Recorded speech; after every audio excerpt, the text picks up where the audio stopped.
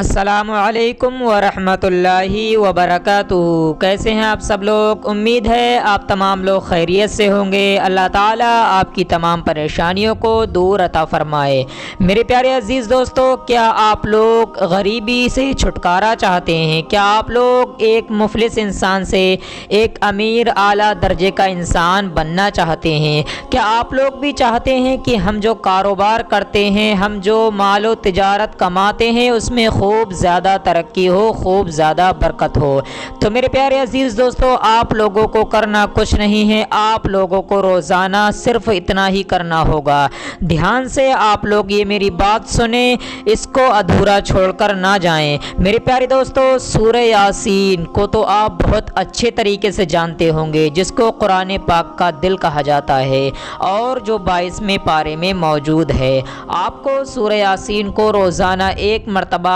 اپنی کاروبار کی جگہ پر پڑھنا ہوگا۔ اگر آپ پڑھنا نہیں جانتے ہیں، آپ لوگ سوچتے ہوں گے کہ ہمیں تو پڑھنا ہی نہیں آتا ہے، تو میرے پیارے عزیز دوستو، جتنا ہی ثواب سورہ یاسین پڑھنے والے کو ملتا ہے، اتنا ہی ثواب سورہ یاسین سننے والے کو بھی ملتا ہے۔ اگر آپ کو پڑھنا نہیں آتا ہے تو صرف آپ سن سکتے ہیں، انشاءاللہ اس سے آپ کی تمام پریشانیاں دور ہو جائیں گی۔ سورہ یاسین کی بہت ہی زیادہ فضیلت ہے، بہت بابرکت یہ سورہ ہے۔ تو چلیے دوستو، اب ہم سن لیتے ہیں ایک مرتبہ سورہ یاسین۔ اس سے پہلے ویڈیو کو دل سے لائک کریں، چینل کو سبسکرائب کریں، ویڈیو کو ثواب کی نیت سے صدقہ جاریہ سمجھ کے شیئر بھی ضرور کریں، اور اللہ تعالیٰ کے 99 ناموں میں سے ایک نام کامنٹ میں لکھنا نہ بھولیں۔ اعوذ باللہ من الشیطان الرجیم،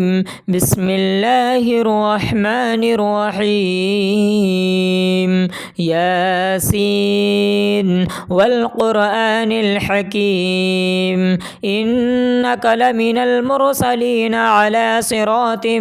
مستقیم، تنزیل العزیز الرحیم، لتنذر قوما ما انذر آباؤهم فهم غافلون، لقد حق القول على أكثرهم فهم لا يؤمنون، إنا جعلنا في أعناقهم أغلالا فهي إلى الأذقان فهم مقمحون، وجعلنا من بين أيديهم سدا ومن خلفهم سدا فأغشيناهم فهم لا يبصرون،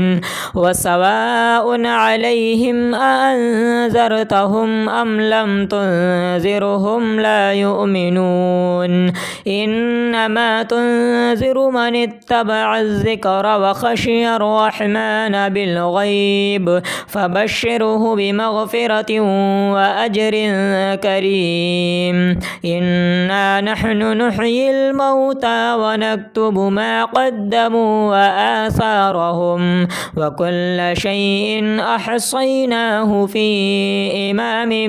مبين، واضرب لهم مثلا أصحاب القرية إذ جاءها المرسلون، إذ أرسلنا إليهم اثنين فكذبوهما فعززنا بثالث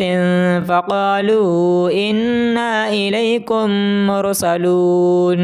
قالوا ما أنتم إلا بشر مثلنا وما أنزل الرحمن من شيء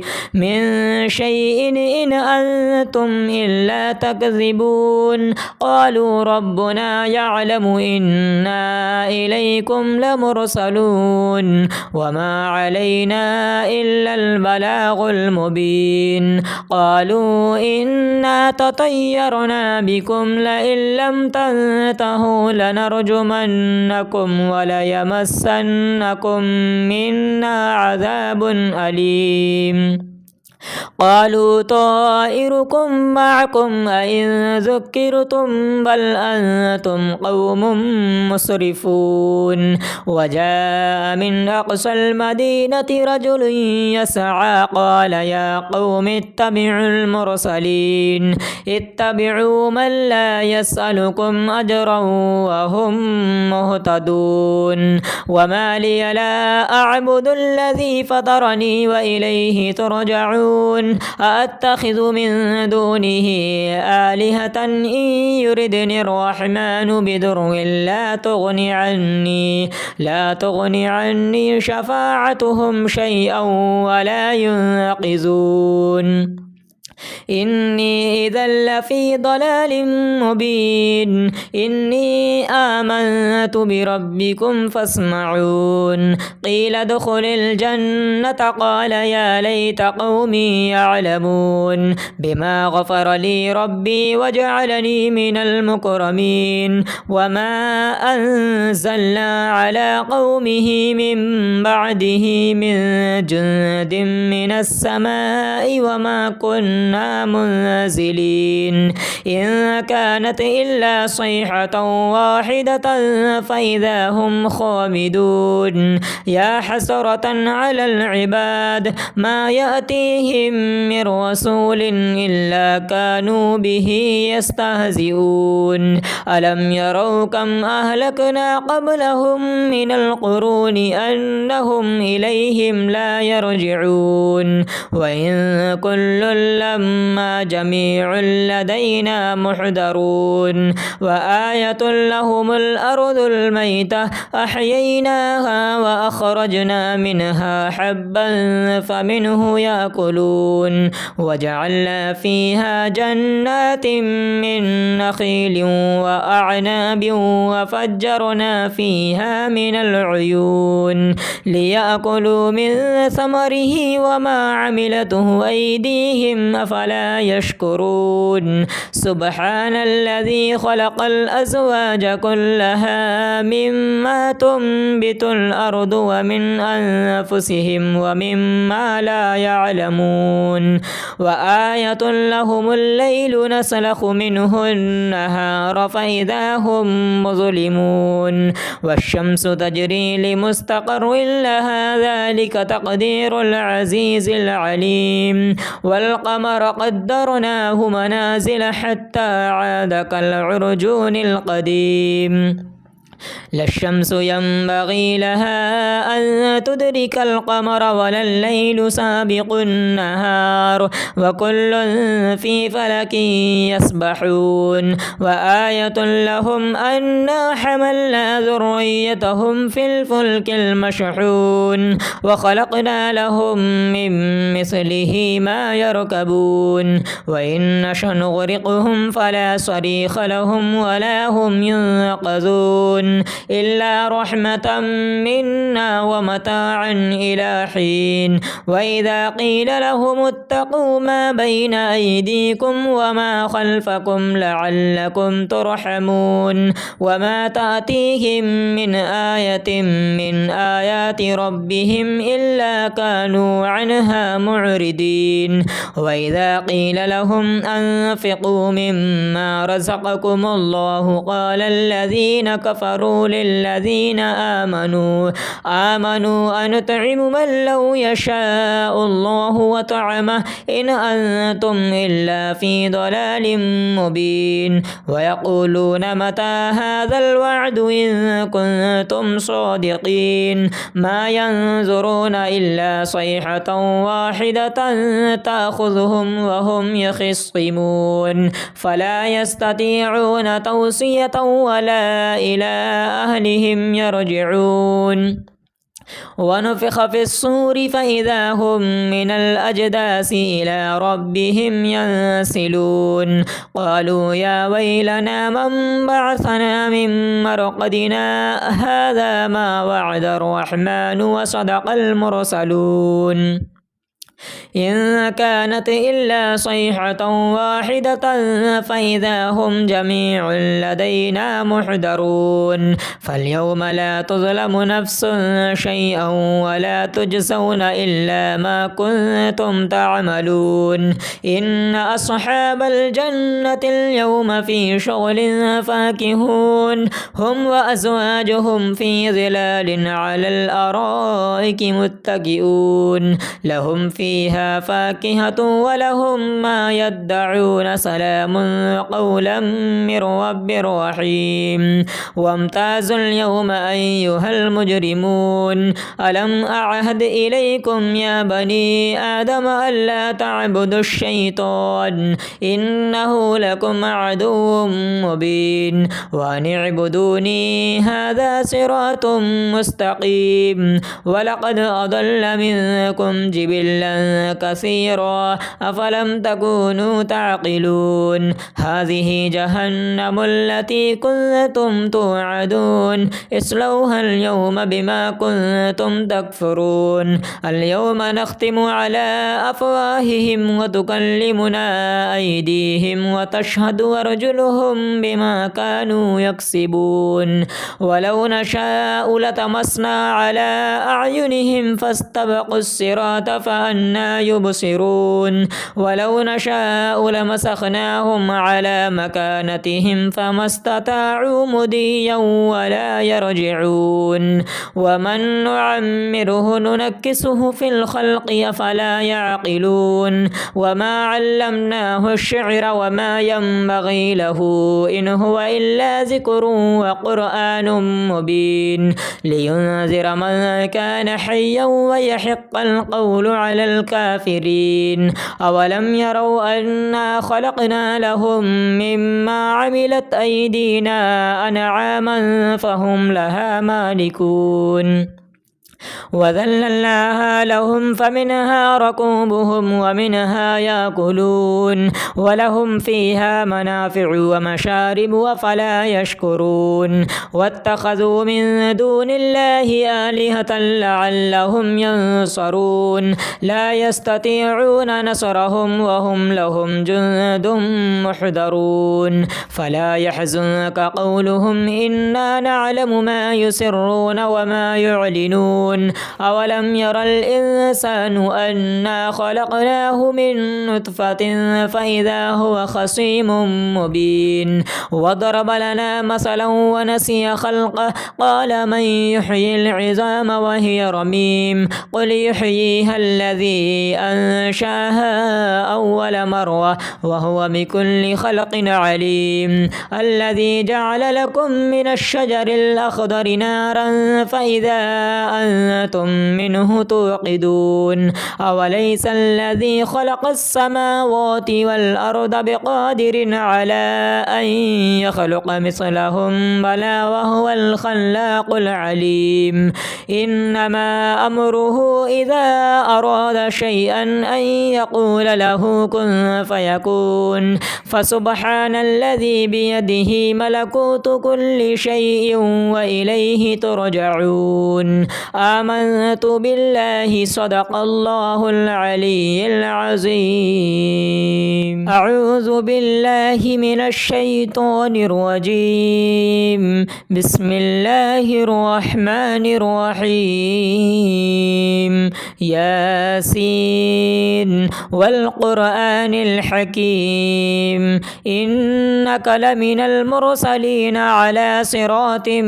مستقيم تنزيل العزيز الرحيم لتنذر قوما ما أنذر آباؤهم فهم غافلون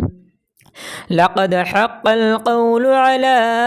أكثرهم فهم لا يؤمنون إنا جعلنا في أعناقهم أغلالا فهي إلى الأذقان فهم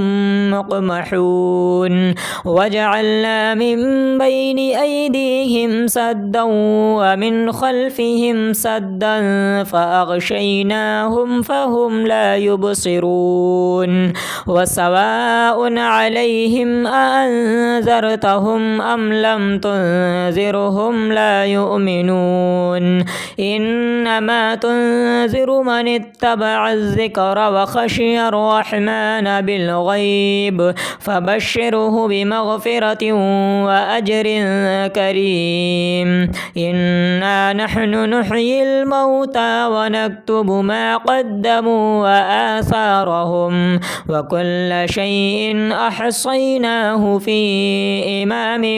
مبين واضرب لهم مثلا أصحاب القرية إذ جاءها المرسلون إذ أرسلنا إليهم اثنين فكذبوهما فعززنا بثالث فقالوا إنا إليكم مرسلون قالوا ما أنتم إلا بشر مثلنا وما أنزل الرحمن من شيء إن أنتم إلا تكذبون قالوا ربنا يعلم إنا إليكم لمرسلون وما علينا إلا البلاغ المبين قالوا إنا تطيرنا بكم لئن لم تنتهوا لنرجمنكم وليمسنكم منا عذاب أليم قالوا طائركم معكم أئن ذكرتم بل أنتم قوم مسرفون وجاء من أقصى المدينة رجل يسعى قال يا قوم اتبعوا المرسلين اتبعوا من لا يسألكم أجرا وهم مهتدون وما لي لا أعبد الذي فطرني وإليه ترجعون أأتخذ من دونه آلهة إن يردني الرحمن بدر لا تغني عني شفاعتهم شيئا ولا ينقذون إني إذا لفي ضلال مبين إني آمنت بربكم فاسمعون قيل ادخل الجنة قال يا ليت قومي يعلمون بما غفر لي ربي وجعلني من المكرمين وما أنزلنا على قومه من بعده من جند من السماء وما كنا منزلين إن كانت إلا صيحة واحدة فإذا هم خامدون يا حسرة على العباد ما يأتيهم من رسول إلا كانوا به يستهزئون ألم يروا كم أهلكنا قبلهم من القرون أنهم إليهم لا يرجعون وإن كل لما جميع لدينا محضرون وآية لهم الأرض الميتة أحييناها وأخرجنا منها حبا فمنه يأكلون وجعلنا فيها جنات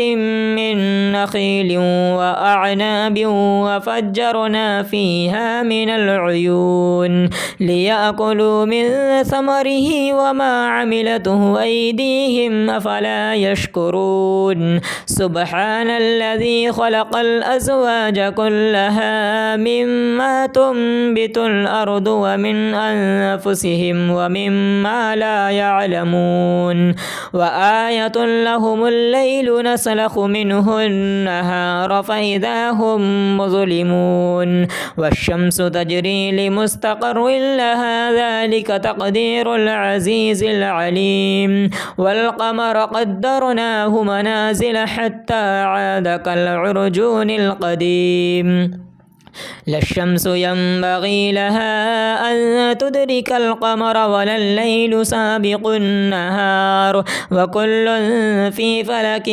يسبحون وآية لهم أنا حملنا ذريتهم في الفلك المشحون وخلقنا لهم من مثله ما يركبون وإن نشأ نغرقهم فلا صريخ لهم ولا هم ينقذون إلا رحمة منا ومتاعا إلى حين وإذا قيل لهم اتقوا ما بين أيديكم وما خلفكم لعلكم ترحمون وما تأتيهم من آية من آيات ربهم إلا كانوا عنها معرضين وإذا قيل لهم أنفقوا مما رزقكم الله قال الذين كفروا للذين آمنوا أنطعم من لو يشاء الله وطعمه إن أنتم إلا في ضلال مبين ويقولون متى هذا الوعد إن كنتم صادقين ما ينظرون إلا صيحة واحدة تأخذهم وهم يخصمون فلا يستطيعون توصية ولا إلى أهلهم يرجعون ونفخ في الصور فإذا هم من الأجداث إلى ربهم ينسلون قالوا يا ويلنا من بعثنا من مرقدنا هذا ما وعد الرحمن وصدق المرسلون إن كانت إلا صيحة واحدة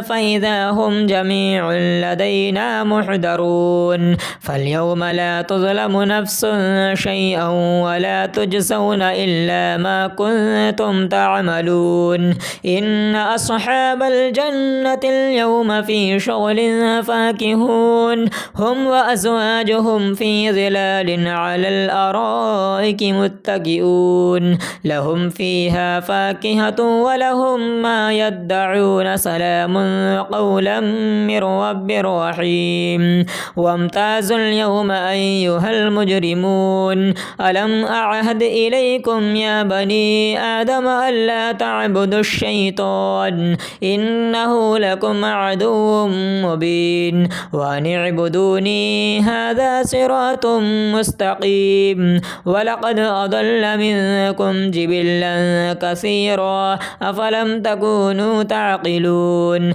هذه جهنم التي كنتم توعدون اصلوها اليوم بما كنتم تكفرون اليوم نختم على أفواههم وتكلمنا أيديهم وتشهد أرجلهم بما كانوا يكسبون ولو نشاء لطمسنا على أعينهم فاستبقوا الصراط فأنى يبصرون ولو نشاء لمسخناهم على مكانتهم فما استطاعوا مضيا ولا يرجعون ومن نعمره ننكسه في الخلق أفلا يعقلون وما علمناه الشعر وما ينبغي له إن هو إلا ذكر وقرآن مبين لينذر من كان حيا ويحق القول على الكافرين أولم يروا أنا خلقنا لهم مما عملت أيدينا أنعاما فهم لها مالكون وذللناها لهم فمنها ركوبهم ومنها يأكلون ولهم فيها منافع ومشارب أفلا يشكرون واتخذوا من دون الله آلهة لعلهم ينصرون لا يستطيعون نصرهم وهم لهم جند محضرون فلا يحزنك قولهم إنا نعلم ما يسرون وما يعلنون أولم ير الإنسان أنا خلقناه من نطفة فإذا هو خصيم مبين وضرب لنا مثلا ونسي خلقه قال من يحيي العظام وهي رميم قل يحييها الذي أنشاها أول مرة وهو بكل خلق عليم الذي جعل لكم من الشجر الأخضر نارا فإذا أنتم منه توقدون أوليس الذي خلق السماوات والأرض بقادر على أن يخلق مثلهم بلى وهو الخلاق العليم إنما أمره إذا أراد شيئا أن يقول له كن فيكون فسبحان الذي بيده ملكوت كل شيء وإليه ترجعون آمنت بالله صدق الله العلي العظيم أعوذ بالله من الشيطان الرجيم بسم الله الرحمن الرحيم ياسين والقرآن الحكيم إنك لمن المرسلين على صراط مستقيم تنزيل العزيز الرحيم لتنذر قوما ما أنذر آباؤهم فهم غافلون لقد حق القول على أكثرهم فهم لا يؤمنون إنا جعلنا في أعناقهم أغلالا فهي إلى الأذقان فهم مقمحون وجعلنا من بين أيديهم سدا ومن خلفهم سدا فأغشيناهم فهم لا يبصرون وسواء عليهم أأنذرتهم أم لم تنذرهم لا يؤمنون إنما تنذر من اتبع الذكر وخشي الرحمن بالغيب فبشره بمغفرة وأجر كريم إنا نحن نحيي الموتى ونكتب ما قدموا وآثارهم وكل شيء أحصيناه في إمام مبين واضرب لهم مثلا أصحاب القرية إذ جاءها المرسلون إذ أرسلنا إليهم اثنين فكذبوهما فعززنا بثالث فقالوا إنا إليكم مرسلون قالوا ما أنتم إلا بشر مثلنا وما أنزل الرحمن من شيء إن أنتم إلا تكذبون قالوا ربنا يعلم إنا إليكم لمرسلون وما علينا إلا البلاغ المبين قالوا إنا تطيرنا بكم لئن لم تنتهوا لنرجمنكم وليمسنكم منا عذاب أليم قالوا طائركم معكم أئن ذكرتم بل أنتم قوم مسرفون وجاء من أقصى المدينة رجل يسعى قال يا قوم اتبعوا المرسلين اتبعوا من لا يسألكم أجرا وهم مهتدون وما لي لا أعبد الذي فطرني وإليه ترجعون أأتخذ من دونه آلهة إن يردني الرحمن بضر لا تغني عني شفاعتهم شيئا ولا ينقذون إني إذا لفي ضلال مبين إني آمنت بربكم فاسمعون قيل ادخل الجنة قال يا ليت قومي يعلمون بما غفر لي ربي وجعلني من المكرمين وما أنزلنا على قومه من بعده من جند من السماء وما كنا إنا منزلين إن كانت إلا صيحة واحدة فإذا هم خامدون يا حسرة على العباد ما يأتيهم من رسول إلا كانوا به يستهزئون ألم يروا كم أهلكنا قبلهم من القرون أنهم إليهم لا يرجعون وإن كل لما جميع لدينا محضرون وآية لهم الأرض الميتة أحييناها وأخرجنا منها حبا فمنه يأكلون وجعلنا فيها جنات من نخيل وأعناب وفجرنا فيها من العيون ليأكلوا من ثمره وما عملته أيديهم أفلا يشكرون سبحان الذي خلق الأزواج كلها مما تنبت الأرض ومن أنفسهم ومما لا يعلمون وآية لهم الليل نسلخ منه النهار فإذا هم مظلمون والشمس تجري لمستقر لها ذلك تقدير العزيز العليم والقمر قدرناه منازل حتى عاد كالعرجون القديم لا الشمس ينبغي لها أن تدرك القمر ولا الليل سابق النهار وكل في فلك يسبحون وآية لهم أنا حملنا ذريتهم في الفلك المشحون وخلقنا لهم من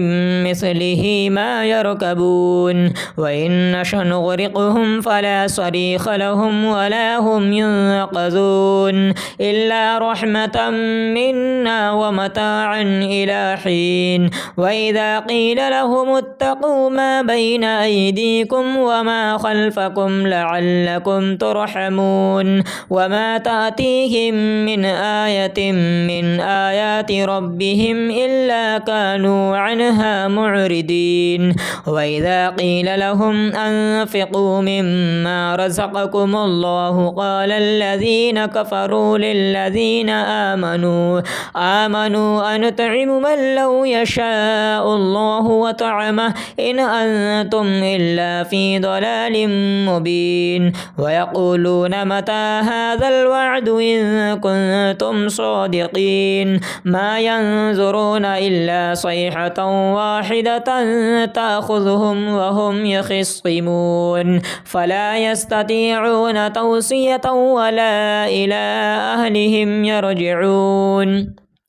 ونفخ في الصور فإذا هم من الأجداث إلى ربهم ينسلون قالوا يا ويلنا من بعثنا من مرقدنا هذا ما وعد الرحمن وصدق المرسلون إن كانت إلا صيحة واحدة فإذا هم جميع لدينا محضرون فاليوم لا تظلم نفس شيئا ولا تجزون إلا ما كنتم تعملون إن أصحاب الجنة اليوم في شغل فاكهون هم وأزواجهم في ظلال على الأرائك متكئون لهم فيها فاكهة ولهم ما يدعون سلام قولا من رب رحيم وامتازوا اليوم أيها المجرمون ألم أعهد إليكم يا بني آدم ألا تعبدوا الشيطان إنه لكم عدو مبين وأن اعبدوني هذا صراط مستقيم ولقد أضل منكم جبلا كثيرا أفلم تكونوا تعقلون هذه جهنم التي كنتم توعدون اصلوها اليوم بما كنتم تكفرون اليوم نختم على أفواههم وتكلمنا أيديهم وتشهد أرجلهم بما كانوا يكسبون ولو نشاء لطمسنا على أعينهم فاستبقوا الصراط فأنى لا يبصرون ولو نشاء لمسخناهم على مكانتهم فما استطاعوا مضيا ولا يرجعون ومن نعمره ننكسه في الخلق أفلا يعقلون وما علمناه الشعر وما ينبغي له إن هو إلا ذكر وقرآن مبين لينذر من كان حيا ويحق القول على الكافرين أولم يروا أنا خلقنا لهم مما عملت أيدينا أنعاما فهم لها مالكون وذللناها لهم فمنها ركوبهم ومنها يأكلون ولهم فيها منافع ومشارب وفلا يشكرون واتخذوا من دون الله آلهة لعلهم ينصرون لا يستطيعون نصرهم وهم لهم جند محضرون فلا يحزنك قولهم إنا نعلم ما يسرون وما يعلنون أولم ير الإنسان أنا خلقناه من نطفة فإذا هو خصيم مبين وضرب لنا مثلا ونسي خلقه قال من يحيي العظام وهي رميم قل يحييها الذي أنشاها أول مرة وهو بكل خلق عليم الذي جعل لكم من الشجر الأخضر نارا فإذا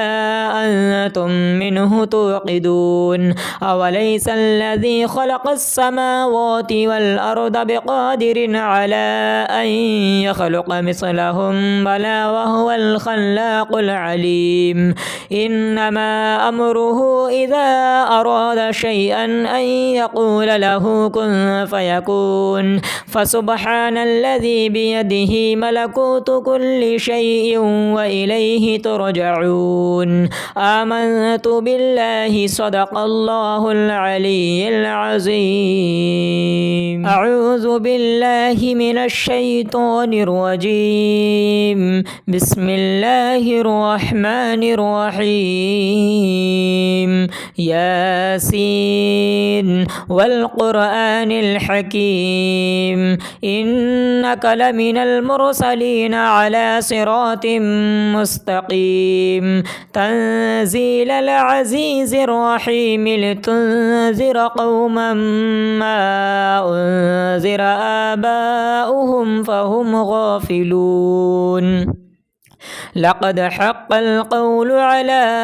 أكثرهم فهم لا يؤمنون إنا جعلنا في أعناقهم أغلالا فهي إلى الأذقان فهم مقمحون وجعلنا من بين أيديهم سدا ومن خلفهم سدا فأغشيناهم فهم لا يبصرون وسواء عليهم أأنذرتهم أم لم تنذرهم لا يؤمنون إنما تنذر من اتبع الذكر وخشي الرحمن بالغيب فبشره بمغفرة وأجر كريم إنا نحن نحيي الموتى ونكتب ما قدموا وآثارهم وكل شيء أحصيناه في إمام مبين واضرب لهم مثلا أصحاب القرية إذ جاءها المرسلون إذ أرسلنا إليهم اثنين فكذبوهما فعززنا بثالث فقالوا إنا إليكم مرسلون قالوا ما أنتم إلا بشر مثلنا وما أنزل الرحمن من شيء إن أنتم إلا تكذبون قالوا ربنا يعلم إنا إليكم لمرسلون وما علينا إلا البلاغ المبين قالوا إنا تطيرنا بكم لئن لم تنتهوا لنرجمنكم لنرجمنكم وليمسنكم منا عذاب أليم. قالوا طائركم معكم أئن ذكرتم بل أنتم قوم مسرفون. وجاء من أقصى المدينة رجل يسعى قال يا قوم اتبعوا المرسلين اتبعوا من لا يسألكم أجرا وهم مهتدون. وما لي لا أعبد الذي فطرني وإليه ترجعون. أأتخذ من دونه آلهة إن يردني الرحمن بدر لا تغني عني شفاعتهم شيئا ولا ينقذون. إني إذا لفي ضلال مبين. إني آمنت بربكم فاسمعون. قيل ادخل الجنة قال يا ليت قومي يعلمون بما غفر لي ربي وجعلني من المكرمين. وما أنزلنا على قومه من بعده من جند من السماء وما كنا منزلين. إن كانت إلا صيحة واحدة فإذا هم خامدون. يا حسرة على العباد ما يأتيهم من رسول إلا كانوا به يستهزئون. ألم يروا كم أهلكنا قبلهم من القرون أنهم إليهم لا يرجعون. وإن كل لما جميع لدينا محضرون. وآية لهم الأرض الميتة أحييناها وأخرجنا منها حبا فمنه يأكلون. وجعلنا فيها جنات من نخيل وأعناب وفجرنا فيها من العيون ليأكلوا من ثمره وما عملته أيديهم أفلا يشكرون. سبحان الذي خلق الأزواج كلها مما تنبت الأرض ومن أنفسهم ومما لا يعلمون. وآية لهم الليل نسلخ منه النهار فإذا هم مظلمون. والشمس تجري لمستقر لها ذلك تقدير العزيز العليم. والقمر قدرناه منازل حتى عاد كالعرجون القديم. لا الشمس ينبغي لها أن تدرك القمر ولا الليل سابق النهار وكل في فلك يسبحون. وآية لهم أنا حملنا ذريتهم في الفلك المشحون وخلقنا لهم من مثله ما يركبون. وإن نشأ نغرقهم فلا صريخ لهم ولا هم ينقذون إلا رحمة منا ومتاعا إلى حين. وإذا قيل لهم اتقوا ما بين أيديكم وما خلفكم لعلكم ترحمون. وما تأتيهم من آية من آيات ربهم إلا كانوا عنها معرضين. وإذا قيل لهم أنفقوا مما رزقكم الله قال الذين كفروا للذين آمنوا